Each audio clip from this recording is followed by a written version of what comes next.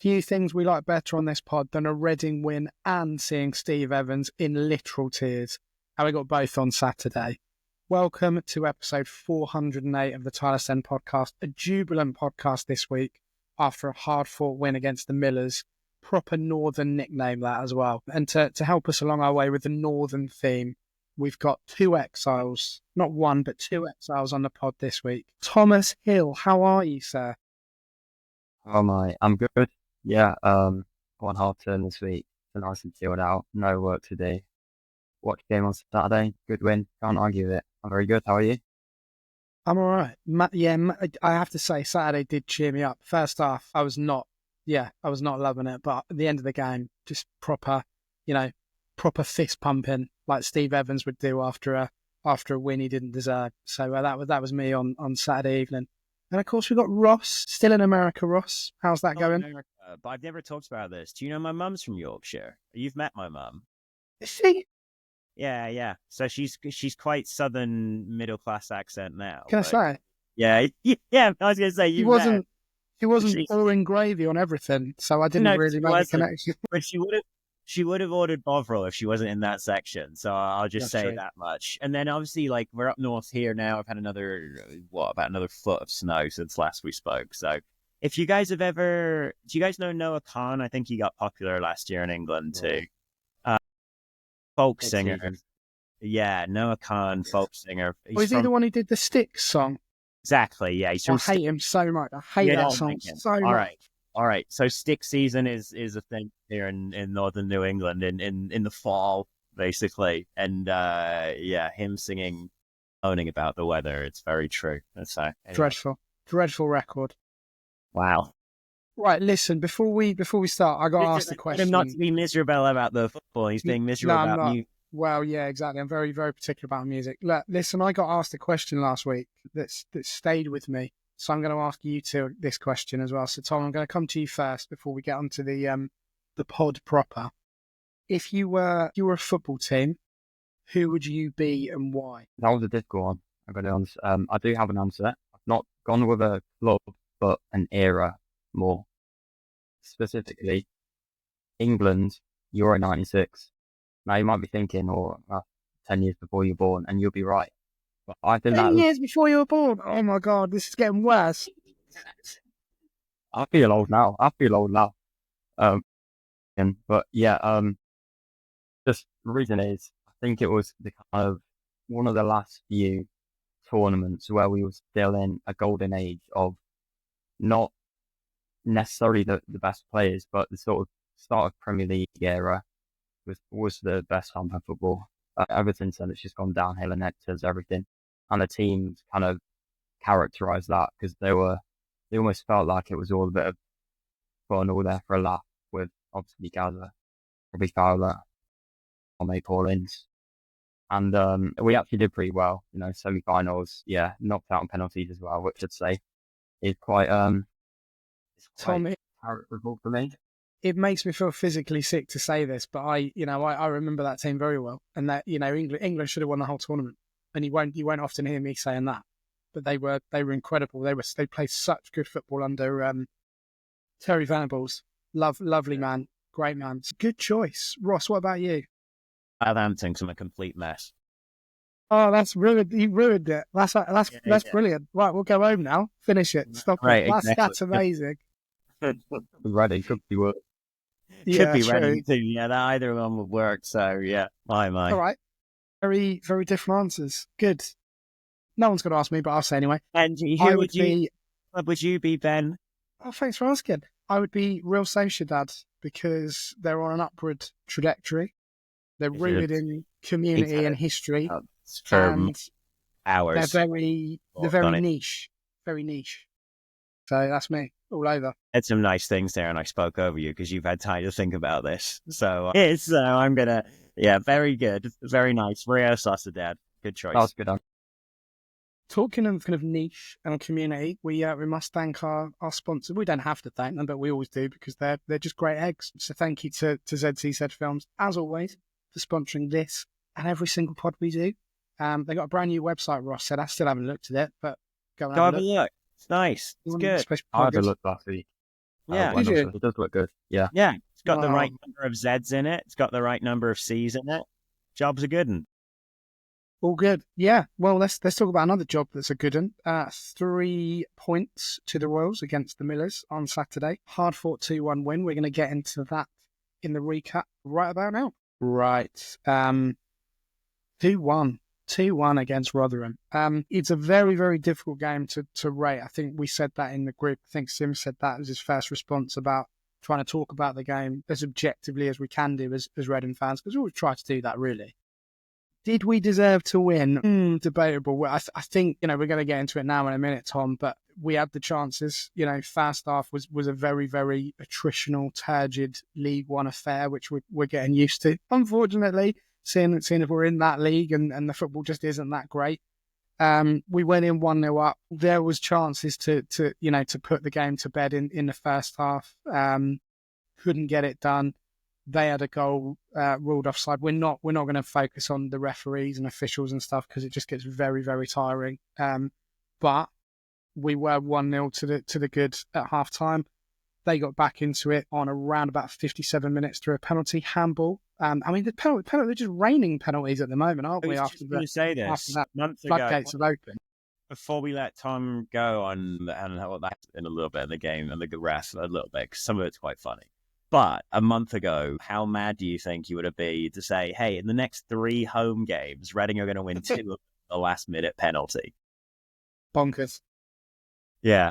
Absolutely bonkers. But yeah, we got it done. 94th minute penalty from Harvey Nibbs, who had the confidence of a man who was driving a forklift with one hand while smoking at the same time. I put that in my column. So, it was great. The win was a win. Tom, how did you see it overall in terms of the game plan, in terms of how we cope with what they did, and just generally, did we deserve the 3 points? Well, firstly, I've got to say, in football, there are a few things I like more than not necessarily undeserved wins, but scrappy wins. Send them home disappointed. They're angry at the referee. They're angry at themselves. Preferably, it's always a 1-0 scoreline, but we'll take 2-1 just because it gives the opponent nothing to celebrate in that case. But the 3 points is all that matters really, and I always have a think kind of if it's a game plan that wins, it's a good game plan. It doesn't matter how much possession you have, how many shots you have. But I think that we did adapt from the previous games, because usually we've seen with Noel Hunt that in the first half we'll sit back, particularly away from home, but we've done it at home a bit as well. Like against Shrewsbury, it was pretty disappointing. We didn't really get that as much. In the first half, we sat back, but at Rotherham, we knew we could get out and obviously scored the first goal, but as you said, should have had more, and then continued that into the second half. I did think we were a little bit less purposeful, less energetic coming out of the box after the second half, maybe just because we'd gone that little bit harder in the first half. But yeah, just really good to get the win, and 94th minute winner, can't beat it. Lots of decent performances. No one stand out, I'd say, even Nibbs, even though he got a brace. So that's one of his best games in the shirt, maybe. But can't argue with the bottled composure he shows at the end. He scored a 94th minute penalty. Yeah, I kind of agree with you, Tom. My initial response, I think it was probably a bit harsh in my pre-match video. I felt we were a bit wasteful up top, to be honest. We did have the chances. Yes, I said we're not going to talk about the ref, but Ross has overruled me, so whatever. But, I just felt, given the way the game was going, we had more than they had in an attacking sense, on paper anyway. And actually, we should have been able to do a little bit better. We should have got a few more goals, to be honest. Let them back in the game. Go on. Compliment what you were going to say. On paper, the figures would suggest that's right. Reading had 5 big chances to Rotherham's 2. Whereas against Shrewsbury, they had 2 to Shrewsbury's 3. So they got beaten on big chances the other day. Whereas obviously improvement themselves, to the tune of creating twice as many chances against, I'm going to say Rotherham are a better team than Shrewsbury. Yeah, of course they are. Having sat through the Shrewsbury game as we all did, we were infinitely much better than we were on Tuesday night. Or rather, we were better on Saturday than we were on Tuesday night. So I'm just a little bit frustrated at half time, to be honest. it wasn't great viewing generally for the neutral. But we shaded it. We were able to shade it, and I know Ross is gonna talk about the big three in a minute. Steve Evans after the game, all jokes aside, we're on the wrong end of some atrocious decisions. For me, the standard of refereeing is now getting to the stage where every manager is getting concerned. That was an atrocious performance from the match official. He's got a point. I mean, it's funny because it's Steve Evans and we don't like him, but he's got a point though, Ross, hasn't he? I'll say some of the decisions, even in our favour, I thought were a little suspect. The last one amused me a lot. It took me a couple of seconds. I rewatched the penalty that we did get a few times over. And both teams, to be fair, were not helping the referee. There's a awful Wareham dive in the first half where he could have just tried to go through it. Instead, he goes over the man's leg. But the one that amused me the most at the end was when we got our penalty, and it was for Kamara being dragged down so that he couldn't jump for the ball or whatever. I'm like, anyone who knows Kamara knows he wasn't winning that ball in the air anyway. So, he's done the ref there, he's like, well, I'm not going to get up there in the air. I'm going to go down for it and we'll see what happens. I don't know. The refereeing decisions are a little bit, choppy in this league, but I don't know. I think I don't get that worried about refereeing decisions. I think they all bear out by the end of the season, just about. And I mean, we gave away that penalty that is, last week or against Shrewsbury, that Chem, sort of did something that is, it's soft, but it's obvious what he's doing. Sometimes the ref wants to call it and sometimes they don't. But yeah, just found the Kamara being given a penalty particularly amusing. Just, if you have the context of being a Reading fan, you might not have given him that. Yeah. I mean, yeah. Go on, Tom. Sorry, go for a minute. Well, the thing is, as you say, it does balance out, and there's not a league in the world where someone's not complaining about penalties somewhere, whether they're right or wrong. Yeah. Because sometimes there's such a big grey area, obviously not with offsides, but I mean, even you could say with offsides, like that Mbeng own goal, which is ruled out for offside very controversially, which I'm sure we'd be fuming if we were on the wrong end of it, but it's not, so well, hey, who cares?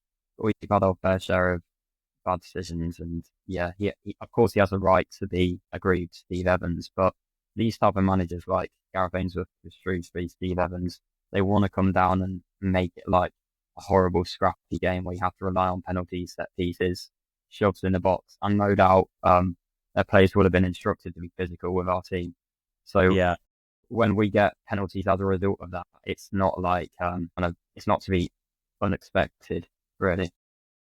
I think Steve Evans also, if you think about it from his perspective, he's trying to sell a story to his chairman right now, in that he's trying to explain to his chairman why he should be given the summer and preseason for next year. I think that's more what's going on with Steve Evans right now than anything to do with any game that happens. It is all why this is not my fault, a project by Steve Evans, basically. Well, we said on the pod last week, that they're going nowhere very quickly, Rotherham. That they should be higher up, given the quality that they have on paper. And I would love Hugo. Some of the way they're trying to play. Yeah, exactly. Who wouldn't? In that level. For Hugo right now in this Reading team. And not that he's the most incredible player ever, but Jordan Hugo rather than Billy Bowden in the January window, that would be nice. They got Louis Sibley, put himself about, and Panzu I thought was quite good. They got some good players. They got better players pound for pound than Shrewsbury had. So, the important thing for us was to just win the game, which we did. At 94 minutes, you think, great, this is fun. This is exactly what we need, given where we are. And we've talked time and again really about the inconsistency of the team. But, Ross, you want to talk about, three players. I'm distracted because I'm looking at the Football League paper where I got that quote from, and on the same page is blooming Sam Smith celebrating a goal. Look at that, look, celebrating a goal. Look at him, he looks awful in that shirt. Yeah. He's not happy. It's a lie. It's all a lie. Yeah. Anyway, you want to talk about the big three. You want to talk about the main replacement for Sam Smith, Jayden Wareham. Well, yeah. I'll open up the floor to everyone, but the main people that I was kind of interested in as I was rewatching were Wareham, Kelvin, Ehibhatiomhan, and Charlie Savage. Wareham Who did you want to talk about? Charlie Savage. He's this player who plays on the left. What you mean, future Ballon d'Or winner? I can't even talk about this without you bringing him up. All right. Wareham, I wanted to continue the chat about, I wanted to kind of continue what we were talking about last week, to be honest, with Wareham and how we've been getting on. I don't think this was his best game ever, but I think that it was still, it's still a step in the right direction. I think it's still a step towards maybe getting another year of contract with Reading, which we'll talk about later in the contract section. So I don't have a whole lot to say about Wareham, but I just think it's interesting because he is playing for his future at the moment. Now, Kelvin, I thought was really interesting. I think Sim called it a tantalizing performance from Kelvin in his player ratings this week, and I would agree with that. There's clearly a whole lot of talent here, and it's sometimes the decision making that's not quite right with Kelvin. He'll make the wrong decision at the wrong time, but he was hugely influential. I thought when Reading did go forward, because teams just have to commit another player to defend against him. Shrewsbury kind of gave him a double marking whenever he got into the final third in the second half the other day as well, and that's becoming a real issue. One thing I like, though, which has nothing to do with his attacking, he tends to end up at the back post for a lot of set plays, corners and deliveries into the box and things like that, and I just feel like we can clear away just a couple more per game that might end up in that sort of overload at the back post that other teams often have. And so Kelvin being back is something that's actually helped out a little bit defensively from set plays, in my opinion.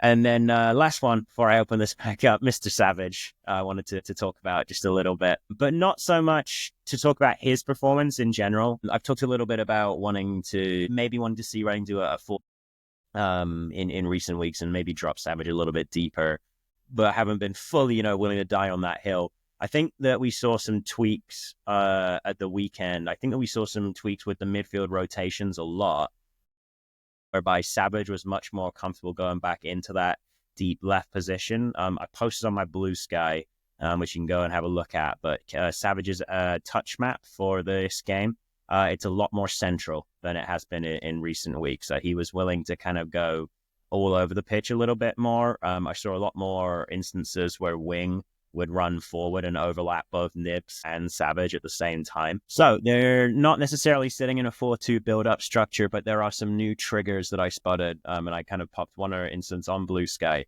where you can see Savage drop a little bit deeper to help out in the build-up, which does sort of create a 4-2 shape at points, whereby Nibs moves forward and you get a front four.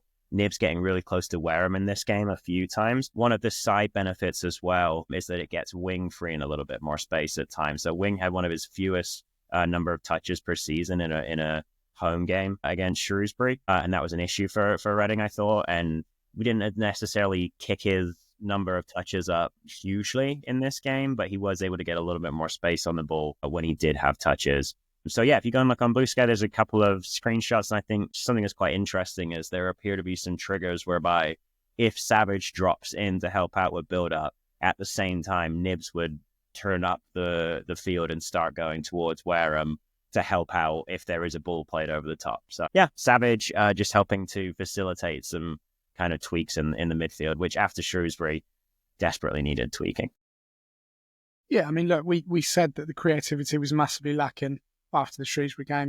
We talked a little bit about Ben Elliott coming back, but when it operates as it does or as it did on Saturday, it's difficult to go, well, who misses out as a result of Elliott? Who do you drop out of those three?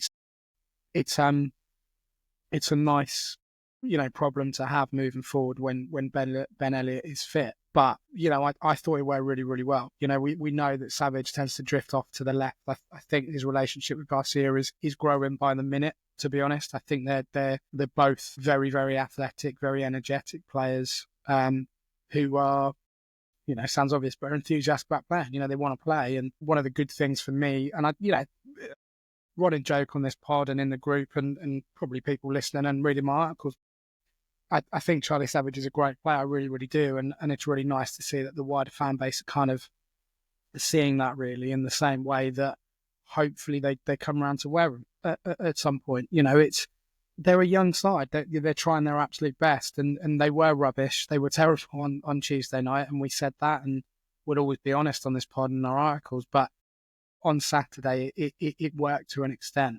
I'm just not entirely convinced that we are being as direct as we can be in the final third. And that comes from creativity issues and problems that we've got. So, look, 3 points is very, very welcome indeed. Very, very welcome. Final comment on the Rotherham game, Tom, before we move on to a large topic. Yeah, well, on those 3 players you mentioned, Ross, I'll start with Wareham because you did. I think he's at risk of becoming a bit of a Jeff Hendrick in terms of being a bit anonymous in games. Like, kind of, he can do the basics. He can look okay in games. He can look like a 5 out of 10 every game. But is he going to create something out of nothing? For me, probably not. Or he hasn't looked like he has already. There have been moments like Exeter away, but I haven't really seen that too much yet. Obviously, he needs time. He's only young. And that's kind of linked to what you were saying about Elliot when he comes back. For me, that his position is in midfield instead of Nibs, and then he pushed Nibs as striker. I think Kelvin's really stepped up recently.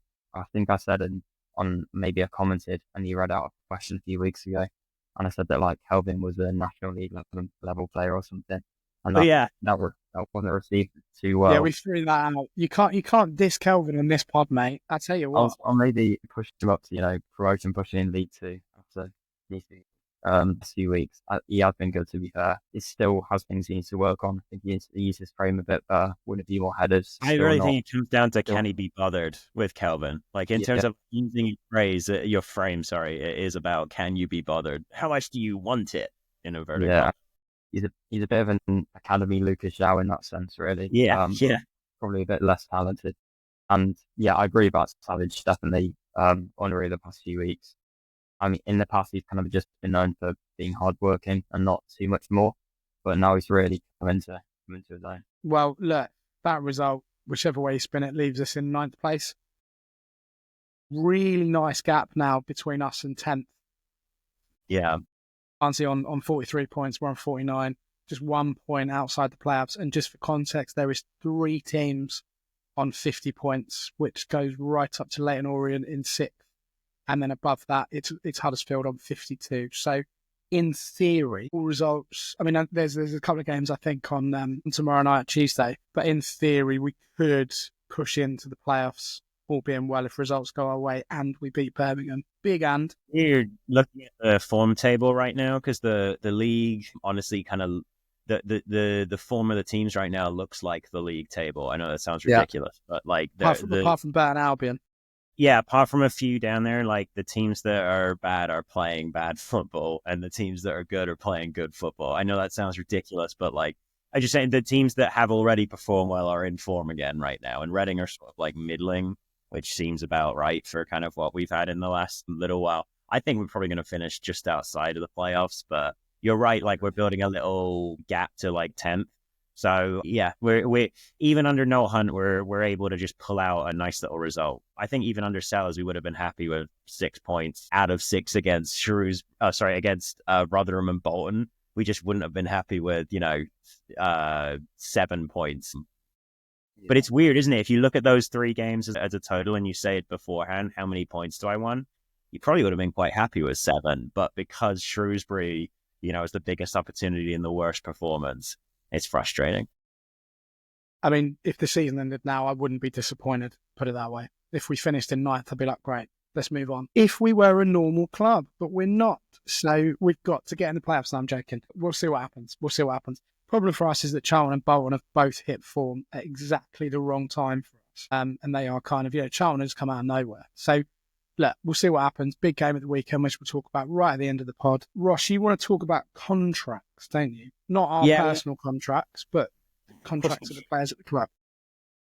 How much are you crowdfunding us to do this next year? Yeah, that's the contract stuff. No, I've been talking about, we've said on the pod for the last few weeks, so I'm bringing it up for discussion now. We've kind of been umming and ahhing about what the contract situation might be at the end of the year and how many players are actually contracted to Reading beyond the end of the year. So I've gone on in and through, Y-Scout and looking through their contract information that we have. I just basically collated all of that. Let's say it's July 1st and no players have been successfully recontracted, re-signed or anything like that. Do you boys want to guess how many players still are contracted to Reading on July 1st, 2025, if nothing changes? Not enough. Not enough. Ben, Good any guess? answer. Yeah. I have in my head, I thought it was 6. Okay. The answer is 5. There will be 5 players still contracted to Yeah. Reading on July 1st. So that would be Kelvin Abrafa, the recently bulked up Kelvin Abrafa, Lewis Wing, Ben Elliott, and Harvey Nibbs. All 4 of them have a contract until June 2026. And then Charlie Savage is the lone guy who's like, yeah, get me more of that. Get me more Reading Football Club. And he's signed up until June 2027. So that leaves... It's a good 5-a-side team, though, right? It's not bad, yeah. I'm going to do the last 5 players, I think, who are contracted to leave this summer at the moment. They're the biggest issue. So I'm not going to mention them just to start off with, but here are the other players who would be out of a contract. Shea Spencer, Mallory Kamara, Jayden Wareham, Harley Dean, Kanaya Boyce-Clark, Andy Yiadom, Tivonga Rashisha, Adrian Akande, Louis Holtzman, Jay Senga, and David Button would all be out of a contract. That's not the best, but not the worst. The issue, the top 5, Jerry Aldorset, Michael Craig, Kelvin Ehibhatiomhan, Amadou Mbenge, and the real killer, Joel Pereira, are all currently expiring in June 2025. So that's the state of the contract situation. For me, the big worrying one is Joel Pereira, just because of how much he contributes in terms of expected points each year. Where are you getting a goalie from? Do you know what I mean? Where I mean, if they're all the goalies are out of contract anyway. Yeah, well, we don't know much about this. We're saying, listeners, we're not 100% sure about Garcia and his contract right now, and that kind of goes for Norcott as well. Yeah, but he can't play in goal, though, can he? No, Garcia can't, but Norcott can. No, right, okay. Yeah. Any there that worry you, Tom? I thought you got mental for a minute. I was like, what are you talking about? Yeah. That's not great, is it? Go on, Tom, answer that. Well, for me, the goalkeeper is bad. Pereira has been a standout player, but I think the goalkeepers tend to be in the kind of free agent market or loans easiest to get. Because Fair. How many, Premier League clubs have goalkeepers go out on loan that otherwise are set on the bench or playing under 21 football? And even someone like Dean Buzanis. I'm not saying we should get him back, but a player of his sort of ilk, kind of been floating about at a Championship League One club for a while, not really getting many games. I'm sure there's plenty more Dean Buzanises in this world, yet I doubt many of them find clubs that will be as high as Reading in terms of getting starting position in a team in League One, pushing promotion. That's not too worrying. Mbenge's got to be the big one. He's got to go. He's at my full panic level when I was rating the contract. I was Mbenge being gone as full panic level. But also, you haven't even mentioned Binder, who we definitely know we won't have next season. Yeah, I left Binder and Chem Campbell out, even though I actually think there's a small chance Chem Campbell comes back next year. I could see that being a Matt Miazga, Obi Acharia situation whereby, he just loves it. He loves having microwave meals for lunch. I mean, in previous years, these conversations around contracts have tended to start around about now.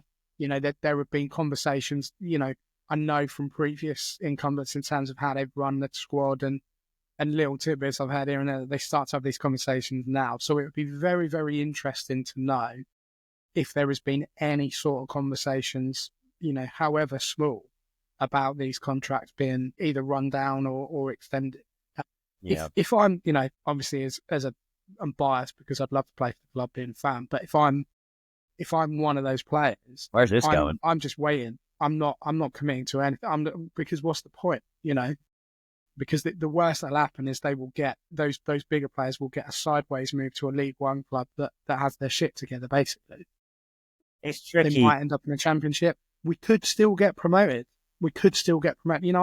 I had someone on BBC Berkshire, and I hated myself for it because I always listen to it as I drive home, thinking, what's someone going to say today? Like, what kind of nonsense is going to be spouted from outside the ground or from a phone in, and this guy was like, it'd be a disaster if we went up. I nearly crashed the car. I literally nearly crashed the car. I was like, sorry, what are we doing? Do you want the club to be successful? Like, you're talking about... I cannot see where he's coming from. I cannot But say it. seriously though, like Yeah, what? What the Championship's a very different place than we left it. Like the clubs in the bottom half are throwing around millions and millions of pounds, and if but we we went don't up, compete. we would. I guarantee we will get stuff every single week. If we still couldn't spend, we will get absolutely done. None of those players would leave though. I guarantee you that much. None of them would be leaving. Well, I mean, I wouldn't put it past them. yeah, I don't know. I wouldn't be for sure. I think though, okay, so I'll devil's advocate that though, because I've wondered about that too, and I've also at my more glum moments, I've almost been wondering if Reading need to get promoted this season to survive.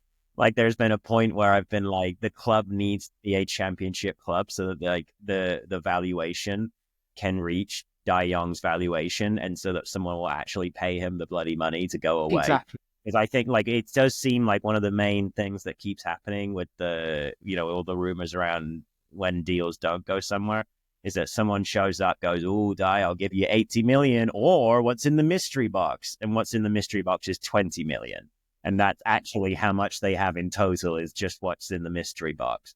This is very legal, stuff right now. But anyway, yeah.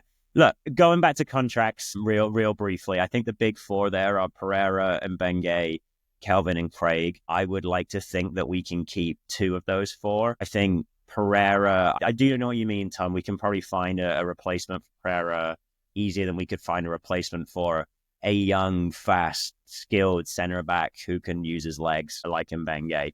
I think that's an easier thing to find. I think Kelvin needs to prove it. He needs I think he stays personally. I think he needs a year like Femi had last year that gets him his championship move. I know you're not as sold on where Kelvin's at or where he's going to end up at as I am, but I do think Kelvin's definitely going to have to prove it.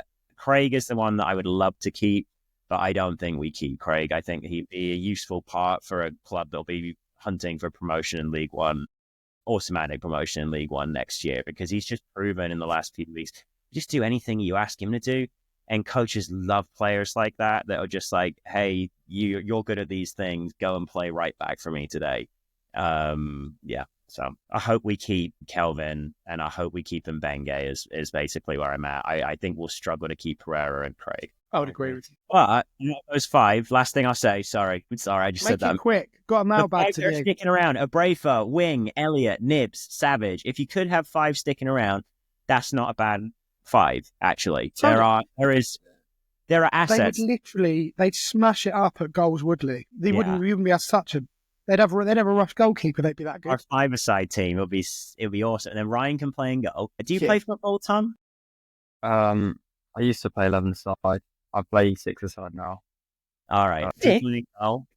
Yeah. Five-a-side with a goalkeeper, right? Well, 5-a-side doesn't have a goalkeeper, doesn't it? Yeah, there where they 6-a-side. Confused. Anyway, look. He's made you look a right bug there, hasn't he? That's brilliant. Unbelievable. Anyway, look, that's a good time to get to the mailbag before anyone else gets embarrassed. So join us in a bit when Ross has got the egg off his face. Did have. So welcome back to the Tilehurst End. I hope you had a love. Do you know what Chilaquiles is? No. No? Okay. Chilaquiles is it's a breakfast food in like Spanish American sort of diners, and basically is like tortilla chips, plain Doritos, nacho chips or whatever. You cook them in salsa, and then you serve them with cheese and eggs and bacon and avocado and stuff on top. It's really salsa. Hot salsa.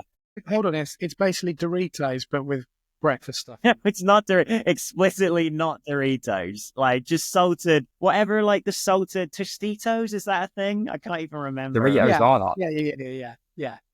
Okay, yeah. So just like plain salted Doritos with salsa, warm salsa on top, and then it bakes into it. It makes all the tortilla chips go. A minute of this, listeners. It makes the tortilla chips go soft. It's very nice. Right. Tom, think about this while I'm saying this next bit. We'll start with food. Obviously, Ross has already sabotaged the mailbag already, so I'll tell you what I had on Saturday. So someone very special gave me two things from Marks and Spencer's, right? One was a bag of flavoured nuts that were buffalo flavoured nuts, that were absolutely just unreal. Yeah, I did. Yeah, I think I put a photo up. Yeah, and that was the highlight of the first half. And also a chocolate bar, which was literally just called Mark's Choc, right? And it's got, listen to this, pretzels, caramel sea salt, and almond nougat milk chocolate. Oh, it's like real kitchen sink. unreal. Yeah. So I highly recommend it. If you're going on a long train journey or stopping at a convenience shop that has, if you're getting petrol and it has a Marks and Spencer's, get the Mark's Choc and the buffalo peanuts. Amazing. Nice. Tell us something you've really enjoyed eating over the last 48 hours, Tom. Cool. I'll tell you what. Today I went to Mac today, and there is this nice little like Italian, I don't know, like deli thing, like sandwiches and all that.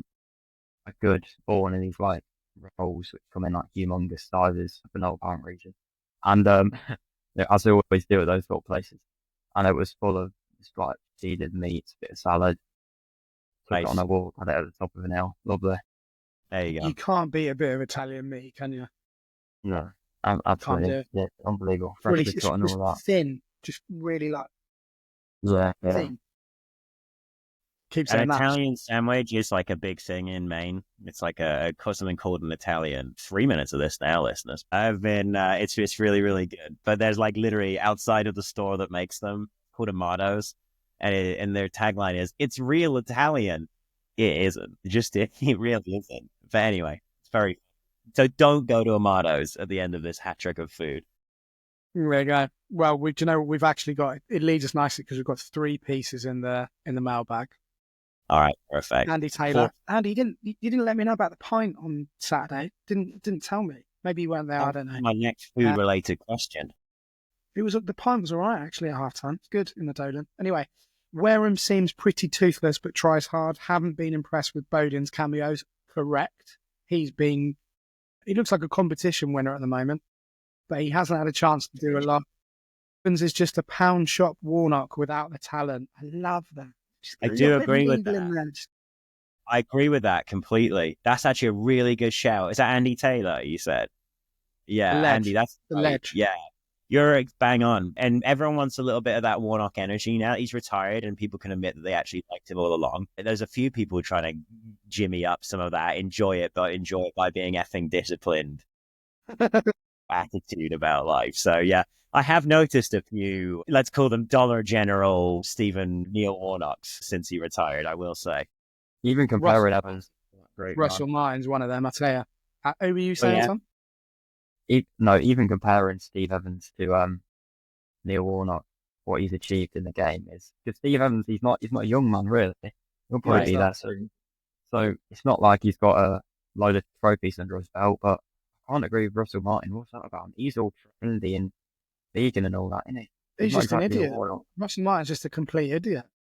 Russell Martin for me is his attempt at Brendan Rodgers, like David Brenty kind of thing. It's like a new, look, kiddos, I'm down with you guys too sort of thing. But yeah, it just doesn't quite work. And Billy Bowden, yeah, I'm not really sure what's going on there just yet. It's really, really strange. I went in to try and like check out what was, if anything he would really did. And there were 7 clips for me to look at, several of which he doesn't actually get a touch on the ball in the entire. I don't remember him. I was literally going to say, I don't remember him touching the ball. Yeah, it's tricky. We talked about it last week. Like, he's not making runs that present viable options. So, like, he's making a lot of runs that would be bad decisions. So he'll run into coverage or he'll run into a cover shadow or something like that, it's just odd. So, yeah. Really strange. He felt like, no more than 10 minutes or 10, 15 minutes. It's been a while, yeah. He's hardly played, like, I agree, he has been shocking. Like, I think against Huddersfield, he had about 3 touches on all 3 times. He basically lost the ball with his first touch.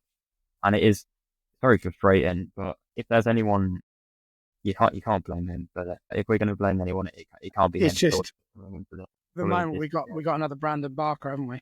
That's what we got. Well, we talked, though, about how it took, Chem a little while. at the start of the season to really kind of like find his feet. And I think I think the difference was Chen was showing some like good signs early on. I'm rewatching Bowden stuff here at the moment, and I'm actually struggling to spot him in some clips, which is at least with Chem, he was trying things and it wasn't coming off. And I think you're right. Like the fitness from just like not playing games is really tricky to get back. And just, like there's a few instances where he tries to go around somebody. And it's just too easy to body him off, like, and just throw him off his run a little bit. And that's, game over. So hopefully, go on, Tom. There you go. I was just going to say this might be a player that Nolan doesn't even really want as such, because even like I remember when Sam Campbell came in, I mean, he's left in that very odd situation. Ruben was saying the interview that he did following his signing was it felt a bit false, as he was saying, oh yeah, we've identified him as a player we want to come in. He's a guy that's available on deadline day. He's just about managed to get it over the line, and he's the only one left, really. And it does feel a little bit the same when Bowden came in, Obviously, the manager can't say anything. Oh, yeah, we're delighted to have Billy Bowden in the door. Another name, he's got loads of experience. Yeah, sure, that is true. But is he a replacement for Sam Smith? Absolutely not. We expect him to be no, but is he a player that no one actually wants? And he'd been playing. We talked about it a bit a few weeks ago. He'd been playing at 8 for most of the time in the last few months when he had actually been playing. So it's almost like we brought in another guy who'd been doing what Harvey Nibbs was trying to do, kind of at times for Burton. Yeah. So I mean, I wonder even if like the way to get a little bit more out of him would be to just drop him back into midfield when he comes on and push Nibbs further forward. But I wouldn't. At the moment, there's not enough that would suggest that this is a player that I want to blow up the system for. So I really hope it works out for him. I really do. We need it. We need all the bodies we can get. But it's not working at the moment at all. Matt, best performance attacking wise since Wigan at home. Home form impressive. Good that those attending are being rewarded. We've overachieved in my opinion, but if we stay close to top 6, hopefully more people look past other issues and consider attending the remaining home games. The team deserves it. I mean, attendances is really difficult. Really, really difficult at the moment. It's becoming more noticeable with every single game. Shrewsbury, all right, fine, I get it. It's freezing cold Tuesday night against relegation candidates, and no one wants to watch that really. But Saturday, start of half term, maybe it would have potentially been a good opportunity to go. Kids get a free ticket potentially. All these kids eat free things are all the rage in Reading, as I'm sure they are up and down the country. But I don't know. It's really, really difficult to promote the attendances at the moment when there's no money to be able to work with it. They have to balance up how much money they'd get by running those reduced ticket prices. But ultimately, there's just a lot of apathy. There is really, in my opinion, an awful lot of indifference towards the club and the style of play, and there's no excitement. And Matt's right, the team do deserve attendances. They do deserve people coming out in their numbers, but it's just not happening. Tom, what do they do about that as a club? Tom, fix it. What's your 3-step? Yeah, come on, Tom, you youngsters. You've got all the answers. Get Tim back. We'll invite him in, and we'll let Tim and Tom solve it together. Yeah, well, it's very difficult because obviously it's a very unique situation in terms of the club on its knees, really. But even think back to previous times. Well, we know we've got an unattractive style of play now, realistically. But when we had that under Paul Ince, we were at least in the Championship. At least we were not quite as financially crippled. Then when Ruben came in, we were playing such exciting football, getting good results. And when stuff, scoring loads of goals at home. Now we've lost that, and it just feels like a few things have gone wrong at the same time, all of which will likely not boost attendances. Money, I mean, is it a factor? Like most League One clubs will charge about the same. I don't think personally Reading's ticket pricing is too bad, but it's also the fact that if you live a bit further afield, I mean, you're not even like me. I was thinking, oh, maybe to go down to Birmingham game this Saturday, but then I remember it's at 12:30 and do already want to wake up at 6 a.m. to see us get pumped. Probably not, to be honest. And for the Rotherham game, it's demotivating when you're not getting results. not playing great football, and you don't live around the corner really, and all of those things add up, and it's just a difficult place to go when the ground doesn't have as much atmosphere and so as it once had. It's quite incredible how, when you kind of a side thing, what you're saying about travelling down, I've noticed there are a lot of people that do a lot of travelling to get to Reading home games.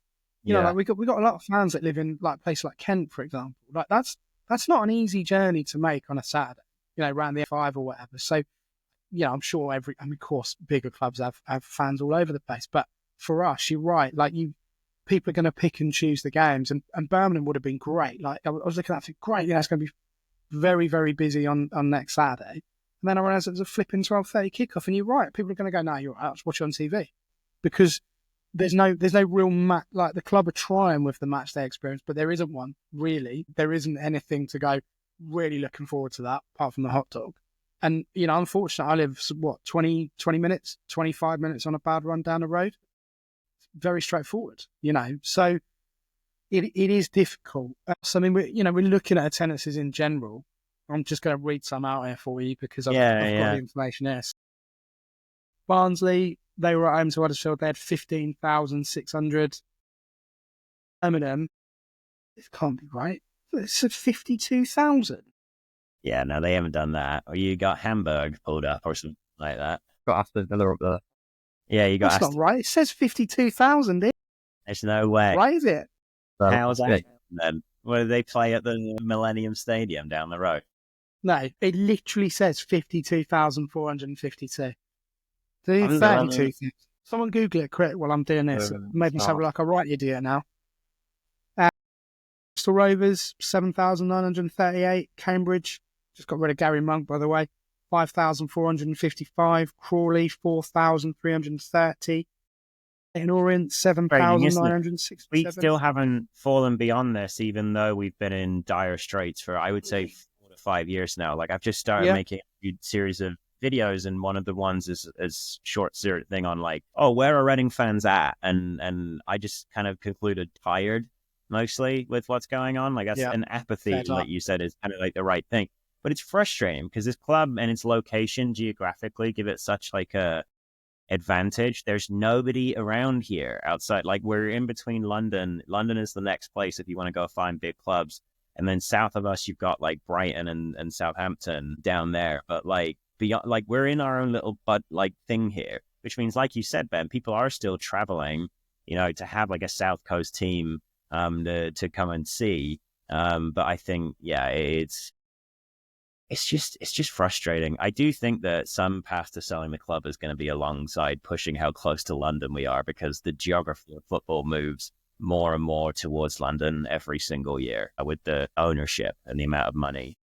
I mean, the Birmingham attendance, by the way, you want it? You got 25,542. See, that's right. Well, the flipping idiots have put the digits the wrong way around, then, haven't they? In this paper, I've seen on State Sky. of it.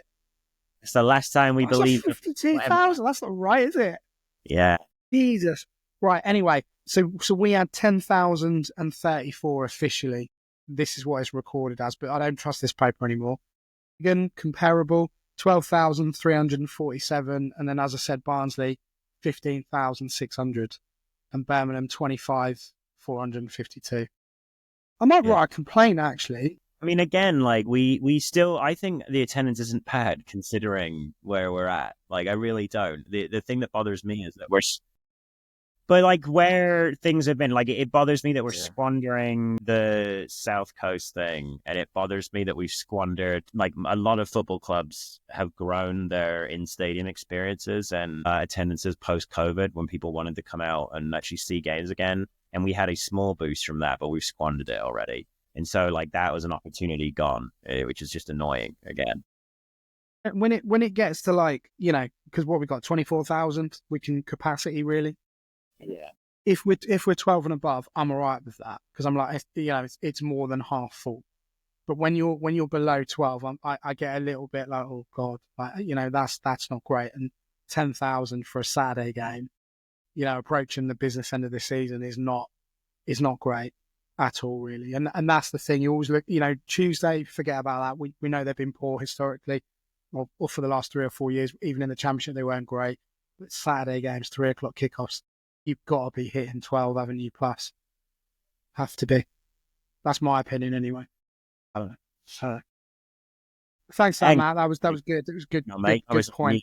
My bad. I was on mute. I just think it's interesting. I think the most interesting comparison are kind of Rotherham at the moment, just because Rotherham are a team that have kind of, gone up and down between the Championship and League One in the last few years. So I would say they've kind of hovered around where about Reading's level has been for the last 4 or 5 years, kind of. Obviously, we would like to think that prior to that, we were a bigger club than Rotherham, but football changes. Brighton and Brentford, established Premier League clubs.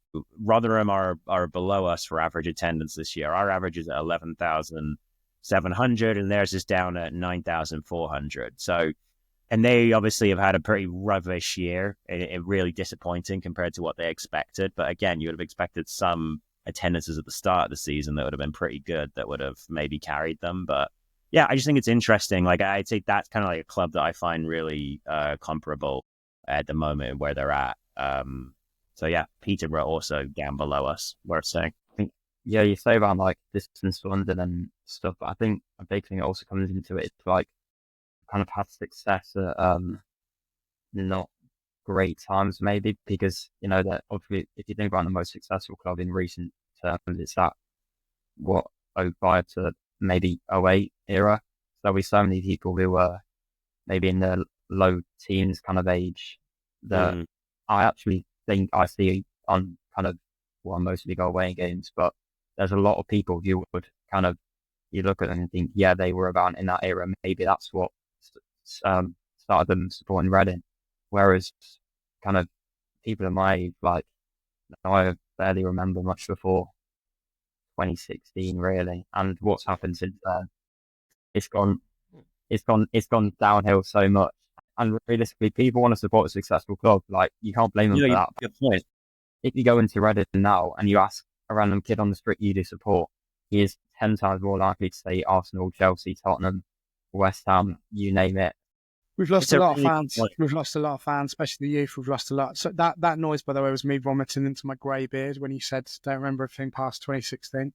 It's a really good point, though, because I think we've Ryan's a few years older than Tom, but he's made a similar point as well, in that most of his experience of Reading has been dire. And my experience of Reading is really funny. It started, I'm a decade a little bit more older than Tom, and my experience of Reading started with like the 05-06 thing. And so you're right, like that was obviously the best thing to get me into Reading. So I was like, hey, we're the best team ever. Like we literally are the greatest team around or whatever. But you're right, like the impacts of what's happening now, there's what we feel in the short term and there's what we hear in the long term. And what we feel in the long term may be that less fans of Reading are being created now. So yeah, I agree. That's a really good point, Tom. Ryan didn't even know who Tommy Burns was. So I was like, right, sit down. I don't know who... don't start. I clearly don't know who that is. I haven't got Tommy a clue. Burns. Well, I mean, he's dead now, bless him. Great guy. Terrible Reading manager. Really bad Reading manager. But he was great guy. Did a lot for Scottish football. Very famous up there. So, but he was awful for us. Absolutely dreadful as a manager. Just before we wrap this up, look, I don't want people thinking I'm going crazy. So, this, I don't know if you can see this. If you're watching the YouTube version of this, right? For Christ's sake. So, I folded it up. I don't know if I can't really get the angle. It says here, where's the pencil? It says 52. Literally says it there. It does. It does. Okay. I can't get the angle. If you search for Birmingham v Charlton attendance, Sky Sports has 52,000 as well. They have. Okay. That's funny. Brilliant. They got it wrong. All right, so some beat reporters put it down as 52 and nobody else has thought, well, they've changed it. That's funny. Last one before we talk about Birmingham and their 52,000-seater stadium. RFC Martyr, would you leave Wareham up top or move Kelvin in there? I think Kelvin would be the better option, as he has more experience and physical presence, also has a great eye for goal. Well, I mean, I guess we can talk about it in the preview. But would quick answers? Should we do it in a preview? We're doing a preview. Yeah, do that in a preview. It's a good one. Yeah. Well, hey, guys, now we're going into the recap. Much less. Okay. That was terrible. Listen, before we get into Reading matters, did you know that there was a squirrel on the pitch for Norwich City's game at the weekend? Saw that. Yeah. You seen that? He literally ran down a touchline against Hull, who were managed by a manager. Yeah, there was a squirrel involved. He literally ran down a touchline as Norwich were attacking. It's quite funny. Anyway, let's talk about Birmingham, who come to town 12:30 kickoff at the SCL, Stade the SCL on Saturday. I mean, I don't want to panic anybody, but just for context, this is the form table over the last 6 games as of Monday evening. There are games tomorrow, so that will change, of course. We are currently 13th. Shrewsbury were 15th or are 15th, and Rotherham are 21st. Birmingham are first. So it's not going to be a easy afternoon or lunchtime, whenever you eat lunch, I guess, against Chris Davis's £600 million squad. I mean, what's the best we can hope for here, Tom? 0-0. Parting the streets Correct. at 0-0. I would love it. Because you just know the Birmingham fans they won't be happy. Well, they've got nothing to be sad about. Let's hope they lead by a decent margin. But, Reading fans in Twitter comments across the country will be no doubt taking the mick out of their £600 million squad compared to our literal £0 squad. Yeah, I mean, it does look increasingly. It's a good point. They've got a massive cushion now. They've got a game in hand over Wycombe, who are second, but they're 9 points ahead of them. So it really looks like theirs to chuck away. Wrexham, nearest challengers, in third on 58 points. So it looks like Birmingham's title already. Potentially they're sort of going through the motions until they actually get that done. It's not going to be easy, is it, Ross? They've got a lot of quality all over the pitch. Beat Charlton at the weekend, who are, for context again, 4th in the form table over 6 games. Not a bad result at all, given how well Charlton have recruited in the previous window. I mean, can we get anything? You are worried, or you're not? No. I'm more optimistic here. So I think, look at this like the Huddersfield game. That's kind of where I would see it. I know that we're going to be at home in this one, so in theory, there's going to be the expectation that we would attack. But like, I think that pretty much every fan in the stadium who's a Reading fan is going to know that Birmingham are the Reading are the vast underdogs here. And so, like, I think that they will accept a slightly different kind of performance from the team. I would think of this kind of like the Huddersfield game. I would think of it kind of like the Burnley game that was Noel Hunt's first in charge way, way back in the Championship. I would agree with Tom that, a 0-0 might be something that we go for here. I think that you could be about to watch a very turgid first half of football for sure. I think the first half could be really, really dull. Reading did a really good job against Huddersfield of basically allowing them to shoot, but they were allowed to shoot wide or outside of the box. Those were the 2 options. They got 1 shot on target in that first half, even though they had 9 shots. So Reading are quite good at saying, you're allowed to shoot here, you're not allowed to shoot in the middle when they want to. And I think it'll be a performance where Noel Hunt says, let's stay in the game for 60 minutes and see what we can do here. Is that the right thing to do against Birmingham right now? I don't know, because like last time the performance we had against them was very different, but it was literally the first game of the season. It was a perfect time to play them, like we said that, and we were very, very unfortunate to not come away with 3 points. And I think honestly, their manager was still getting used to, quite frankly, being the manager and not being an assistant coach or anything like that. By the way, didn't realize Chris Davies was a Reading youth guy, a big Brendan Rodgers guy. I didn't realize. He coached as well. He coached with Brendan Rodgers when he was there at the club. Yeah, I didn't know that. Oh, it's really interesting that he came up with, came up through Reading with Brendan Rodgers. I mean, the 2 main hitters are Jay Stansfield and Alfie May, and they've scored 26 goals between them. For context, the only player that we've got in the top 10 is Harvey Nibbs on 11 goals. Obviously Sam Smith, but is now Wrexham.